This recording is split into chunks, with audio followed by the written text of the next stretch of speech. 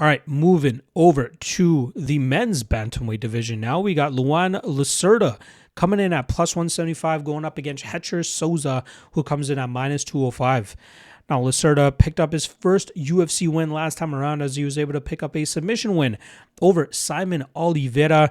That was an interesting fight where the takedowns were pretty easy for Lacerda. When he was able to get the fight to the ground, he didn't really have too many issues in terms of keeping Oliveira there, and then from there he was able to eventually find that submission win.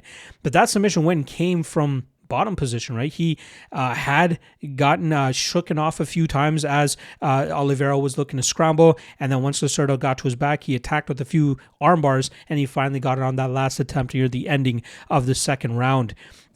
He's nothing special, right? That was his first fight after 2.5 years off, and he was able to save his UFC roster spot by getting the win.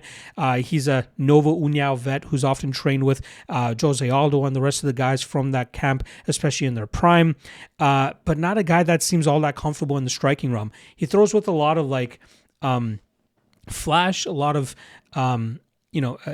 just trying to be a little bit more unorthodox with his kicking game so he can eventually mask some takedown attempts or even some clinch initiations behind it. He looks uncomfortable in the striking game, which is often where we see him get touched up. Rolls for leg locks, which puts him in bad positions against guys that can shut down his grappling game. And then, cardio seems a little bit suspect as well. Now, he's going up against Sosa, who just won on the Contender Series a couple months back. I believe that was in August, maybe October, but he did win that fight, won a unanimous decision against Maxon Lee.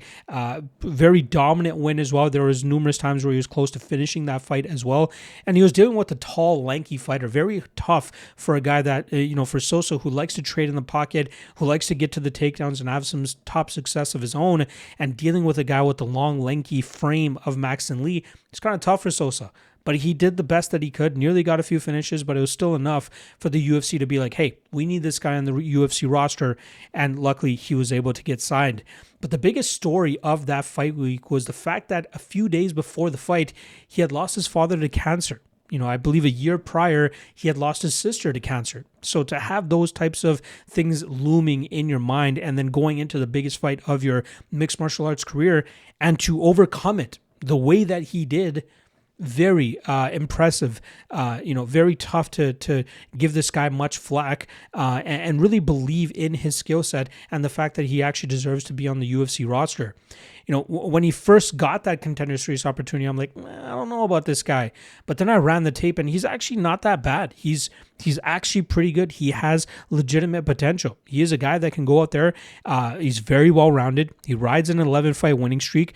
His lone defeat came in a fight where it seemed like he had a lot of bad blood with his opponent, and that caused him to, fight a little bit more aggressively than we normally see him, and that ended up with him getting knocked out in 44 seconds. But, there's nothing flashy, nothing spectacular with his game, but he's very effective and efficient with his style. He loves to take opponents to the ground, smash them from top position with nice elbows. He has a good striking game if he needs it as well. A very solid fighter and a very solid addition to the UFC roster. So I get why he's a favorite here, a solid favorite against Lacerda. I'd be surprised if Lacerda can actually find him in a submission here. I think Sosa can outstrike him. I think he'll eventually look to take Lacerda to the ground, and as Lacerda tries throwing up submissions, he'll either look to land damage or look to pass, and then from there, I think he can just land the bigger, better shots. It's possible Sosa can even find the finish, but I like Sosa a fair deal here. It seems like there was some love coming in on Lacerda that brought Sosa from about minus 240 now to about minus 205 at the time of this recording, but I still like Sosa here. I feel like he dominates. I feel like he shuts down Lacerda's submission game, and that's really all Lacerda has to lean on. So give me Sosa and low confidence method of victory here. I think he wins by decision.